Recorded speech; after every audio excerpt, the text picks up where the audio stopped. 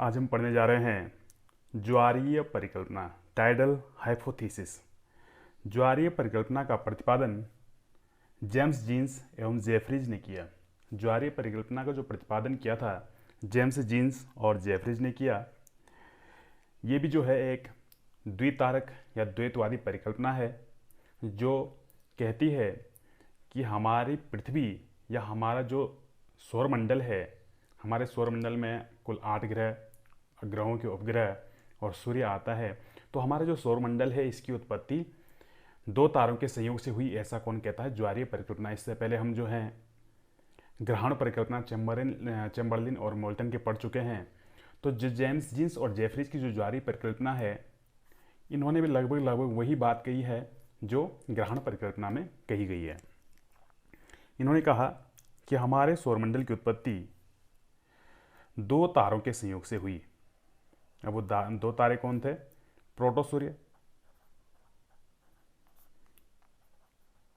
प्रोटोसूर्य और दूसरा साथी तारा।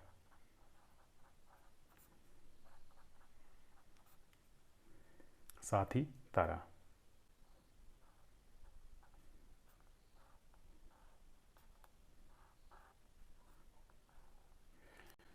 ये जो साथी तारा था, साथी तारा आकार में बड़ा था और ब्रह्मांड में भ्रमण कर रहा था। और ब्रह्मांड में इस प्रकार से भ्रमण कर रहा था कि भ्रमण करते करते एक बार प्रोटोसूर्य के नज़दीक आया और प्रोटोसूर्य के पास आकर उससे फिर दूर चला गया और फिर कभी उसके नज़दीक नहीं आया। तो ये जो है जो साथी तारा था वो प्रोटोसूर्य के एक बार जो है भ्रमण करते करते प्रोटोसूर्य के नज़दीक आया और उसके बाद जो है प्रोटोसूर्य की सतह से दूर हो गया, दोबारा कभी जो है प्रोटोसूर्य के नज़दीक नहीं आया। तो जब ये नज़दीक आया था, क्योंकि ये बड़ा था तो गुरुत्वाकर्षण इसका अधिक था, गुरुत्वाकर्षण बल अधिक था। अधिक गुरुत्वाकर्षण बल के कारण सिगार की आकृति का फिलामेंट, एक सिगार की आकृति का फिलामेंट प्रोटोसूर्य की सतह से दूर हुआ, जो किनारों से पतला और बीच में मोटा था। अब किनारों से पतला क्यों था? क्योंकि इधर से भी गुरुत्वाकर्षण बल लग रहा था और इस साइड से भी गुरुत्वाकर्षण बल लग रहा था, जिसके कारण वो खिंच गया था। ऐसा कौन कह रहे हैं? जेम्स जीन्स और जेफरीज। तो जो साथी तारे के गुरुत्वाकर्षण के कारण फिलामेंट, सिगार की आकृति का जो फिलामेंट अलग हो गया था, कुछ समय बाद जब साथी तारा उसके साथी तारा जो है दूर चले गया प्रोटोसूर्य की सतह से, प्रोटोसूर्य के नज़दीक से साथी तारा दूर चला गया। तो जब साथी तारा दूर चले गया तो ये जो फिलामेंट, सिगार की आकृति का जो फिलामेंट था, ये इसकी गुरुत्वाकर्षण क्षेत्र से बाहर हो गया, साथी तारे के गुरुत्वाकर्षण क्षेत्र से बाहर हो गया। अब इसके गुरुत्वाकर्षण ने इस पर कार्य नहीं किया। अब इस पे क्योंकि यहाँ पे इसके नज़दीक रह गया, प्रोटोसूर्य के नज़दीक रह गया, तो प्रोटोसूर्य का जो गुरुत्वाकर्षण बल था उस पर कार्य करने लगा। प्रोटोसूर्य का गुरुत्वाकर्षण बल कार्य करने लगा तो ये जो फिलामेंट था, सिगार की आकृति का जो फिलामेंट था, ये जो है प्रोटोसूर्य का चक्कर लगाने लगा। ये प्रोटोसूर्य का चक्कर लगाने लगा। इसी से हमारे जो ग्रह और उपग्रह बने थे, ये जो फिलामेंट, सिगार की आकृति का जो फिलामेंट था, इसी से हमारे ग्रह और उपग्रह बने थे। अब जो है यहाँ पे जेम्स जीन्स और जेफरीज ने थोड़ा डिफरेंट तरीके से इसको समझाने का प्रयास किया था। जो अन्य सिद्धांत हैं या हम चैम्बरलिन मोल्टन का जो सिद्धांत है ग्रहण परिकल्पना, उससे थोड़ा कहाँ पे भिन्न है? तो उससे भिन्न है जो सिगार की आकृति का जो है फिलामेंट है, यहाँ पे थोड़ा सा उससे भिन्न हो जाता है। इन्होंने कहा कि जो सिगार की आकृति का फिलामेंट इससे अलग हुआ था, प्रोटोसूर्य से बीच में मोटा था, किनारों में पतला था। तो हम देखते हैं कि जो हमारे ग्रह हैं, हमारे जो सौरमंडल के ग्रह हैं, बीच के ग्रहों की मोटाई अधिक है, जबकि जो है बीच के जो ग्रह हैं वो बड़े हैं, जबकि जो किनारों के ग्रह हैं वो कैसे हैं? छोटे हैं। बीच के ग्रह बड़े जबकि किनारों के ग्रह छोटे। ऐसे हम देखते हैं कि जो ग्रह जितना बड़ा है, बीच के जो ग्रह हैं, बड़े ग्रह हैं, उनके उपग्रहों की संख्या भी ज़्यादा है, और जो छोटे उपग्रह हैं उनके जो है छोटे ग्रह हैं उनके उपग्रहों की संख्या भी कम है। तो हम देखते हैं जो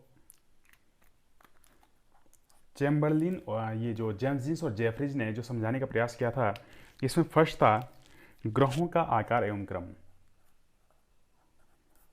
आगे से तो सेम है, आगे से जितना चीज़ें मैंने बताई है उसको नोट कर लोगे, जिस प्रकार से मैंने सिस्टम से बताया है। मैं अलग से उसका एक जो है जो इसकी जो 3-4 कड़ियाँ हैं, 3-4 लाइन है, उसको लास्ट में नोट करके उसकी फ़ोटो लास्ट में ऐड कर दूंगा।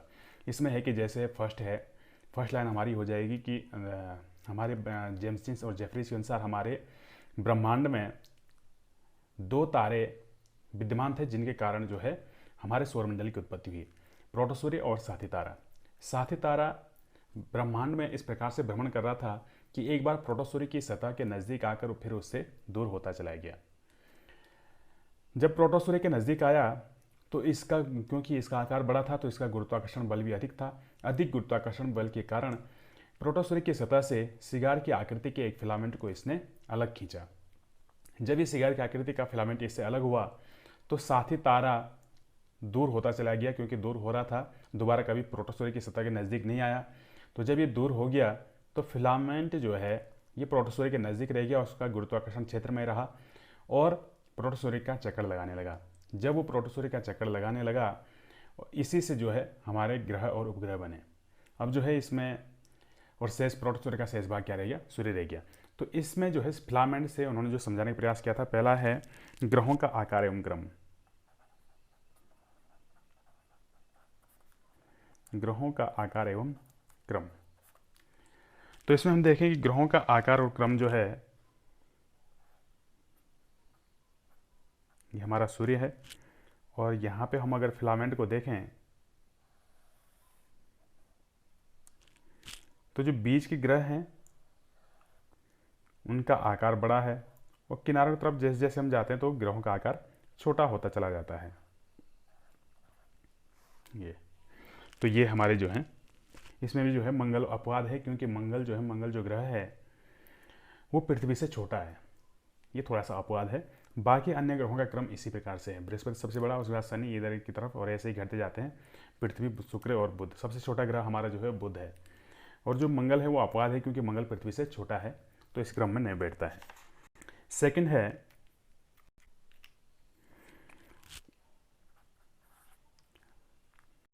उपग्रहों का आकार एवं क्रम। जिस प्रकार से हमने जो है ग्रहों की बात करी थी उसी प्रकार उपग्रहों का आकार और क्रम भी जो है इसी प्रकार है।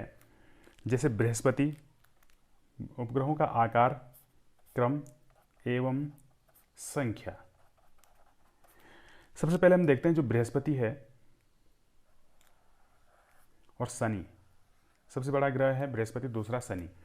तो सबसे ज़्यादा जो अलग अलग किताबों में अलग अलग आंकड़े होते हैं, लेकिन प्रेजेंट टाइम में जो आंकड़े हैं, सबसे ज़्यादा जो उपग्रहों की संख्या है वो है शनि की।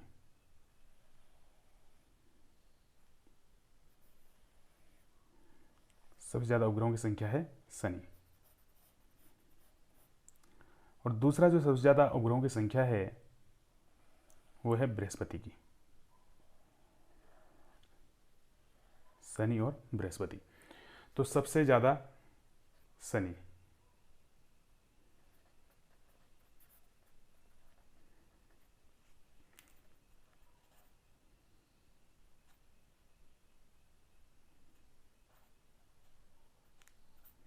शनि, बृहस्पति। तो सबसे ज़्यादा जो है उपग्रहों की संख्या है शनि की और दूसरा सबसे ज़्यादा जो उपग्रहों की संख्या है बृहस्पति की। अब इनमें जो है सबसे बड़ा जो उपग्रह है, हमारे जितने भी उपग्रह हैं, हमारे ग्रहों के जितने उपग्रह हैं, उनमें जो सबसे बड़ा उपग्रह है वो बृहस्पति का है, जिसका नाम है गैनीमीड। गैनीमीड सबसे बड़ा उपग्रह है। दूसरा जो सबसे बड़ा उपग्रह है वो शनि का है, टाइटन। टाइटन तो सबसे बड़ा उपग्रह हमारे सौरमंडल में जो है वो गैनीमीड है और दूसरा जो सबसे बड़ा उपग्रह है वो टाइटन है, जो शनि का उपग्रह है। तो ये जो है ये भी इस प्रकार से, इनका क्रम भी इसी प्रकार है जैसे ग्रहों का क्रम है, बीच में बड़े और किनारे के और छोटे उपग्रह हैं। इसी प्रकार बृहस्पति के जो गैनीमीड है वो बीच में है, मध्य में है और उसके किनारों की तरफ छोटे छोटे उपग्रह हैं। इसी प्रकार शनि का भी है, बीच में सबसे बड़ा उपग्रह और किनारों की तरफ छोटे उपग्रह। तो जो बृहस्पति का सबसे बड़ा उपग्रह है वो गैनीमीड है और हमारे सौरमंडल का सबसे बड़ा उपग्रह भी है। और दूसरा सबसे बड़ा जो हमारे सौरमंडल का उपग्रह है वो टाइटन है, ये शनि का सबसे बड़ा उपग्रह है। नेक्स्ट हमारा आ जाता है ग्रहों उपग्रहों का परिभ्रमण परिक्रमण। थर्ड हमारा आता है ग्रहों, उपग्रहों का परिभ्रमण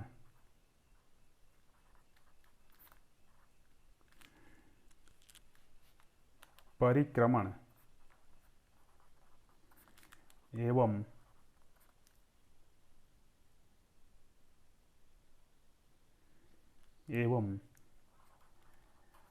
परिक्रमण तल।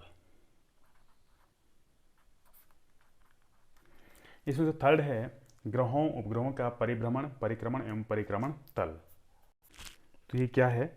तो ग्रहों और उपग्रहों का जो परिभ्रमण परिक्रमण और परिक्रमण तल जो है ये एक ही होना चाहिए, एक ही होना चाहिए। ठीक है, जो परिक्रमण परिभ्रमण और परिक्रमण तल है ये सब चीज़ जो है एक ही होने चाहिए। इसमें कुछ अपवाद हैं, कुछ अपवाद। अब अपवाद क्या है? अपवाद देखते हैं। दो चीज़ हमारा होता है, परिक्रमण और परिभ्रमण। आप लोग जानते हैं परिक्रमण का मतलब है जो हमारे ग्रह जो है सूर्य का चक्कर लगाते हैं उसको कहते हैं परिक्रमण। और परिभ्रमण क्या है? अपने ही अक्ष पर घूमना।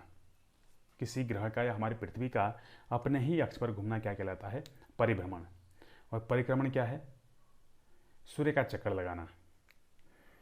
तो जो परिभ्रमण है,